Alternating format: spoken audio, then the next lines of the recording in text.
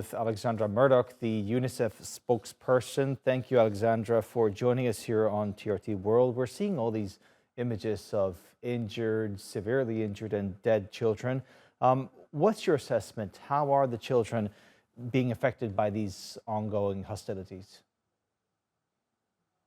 Thank you for having me. The situation in Gaza right now is utterly, unthinkably catastrophic.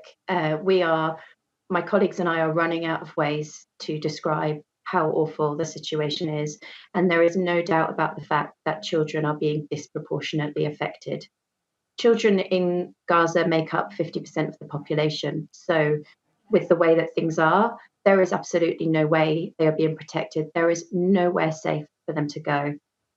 Families, children included, are being forced further and further south into tiny, overcrowded spaces with absolutely no access to safe water. And I can't stress that enough. There is no safe drinking water. So families at the moment, to be quite honest with you, are facing death by a choice, by military bombardment or by dehydration, starvation and disease.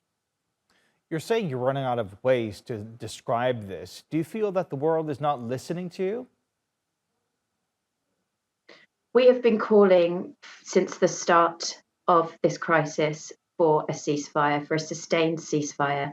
That is the only way that we are going to be able to reach people in Gaza and children in the way that is needed. At the moment, the access is a drop in the ocean. UNICEF and other aid agencies urgently need to be able to access people in Gaza with life-saving supplies. It really is a matter of life and death. As of last night, 69 trucks were able, I believe, to cross from Egypt into Gaza.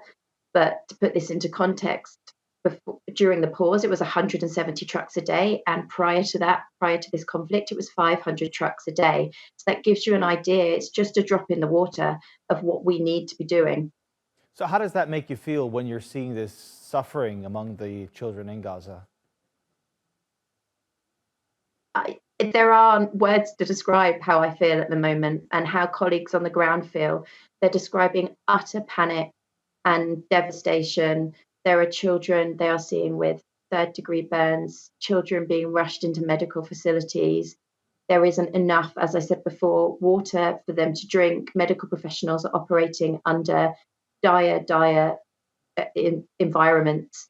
And as I said before, the only way that we are going to try to access them is through a sustained ceasefire. So in answer to your previous question about whether the world is listening, we need them to listen. We need leaders to help implement a ceasefire. So what kind of reactions are you getting from the Israeli side, for example, when you're telling this story about how the children are suffering? What are they telling you when they're not listening to what you're urging, this ceasefire? We are continuing to call for a ceasefire. There are conversations happening behind closed doors, externally. We just continue to hope that our calls will be heeded and listened to. And this needs to be urgent because we are running out of time. There's no time to spare now. Children are, they're dying, as you know. But it's just going to get so much worse because of the lack of basic access to things that you need to survive.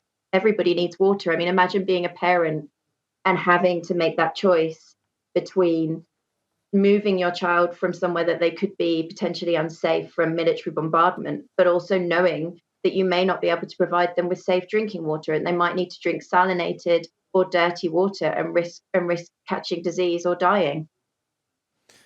As a parent, it's hard to not get emotional when you see these images. Alexandra Murdoch from UNICEF, thank you so much for joining us here on the News Hour. Thank you.